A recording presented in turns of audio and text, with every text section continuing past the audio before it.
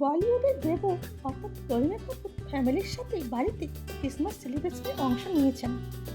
রাত পার হলে বড়দিনের উৎসব শুরু হয়ে যাবে, আর তাই প্রতিটি ম্যানশনে খুব সুন্দর করে ক্রিসমাস ট্রি সাজানো হয়েছে।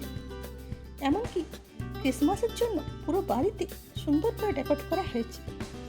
করিনা তার হাজব্যান্ড সৈয়দ আলী খান, শাশুড়ি মা শর্মিলা ঠাকুর, ননদ সোহা আলী খান ও তার দুই সন্তান তৈমুর ও জেহস সকলে মিলে ক্রিসমাসের পার্টি এনজয় করছে।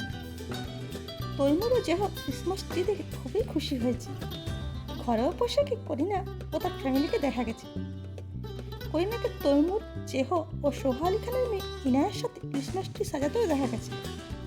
এই সময় বেবু বিনা মেকআপও সিম্পল লুকে ধরা দিয়েছেন। বাঙালি মেয়ে শর্মিলা ঠাকুরকে গ্রিন কালারের শাড়িতে দেখা গেছে। বর্তমানে বয়স্কজনিত কারণে শর্মিলা ঠাকুর মুভির থেকে অনেক দূরে থাকেন। সোহা আলী খানও করিনাকে সাহায্য করতে দেখা গেছে। আপনাদের বড়দিনের প্রস্তুতি কীভাবে চলছে তা কমেন্ট করে অবশ্যই জানাবেন। Thanks for watching.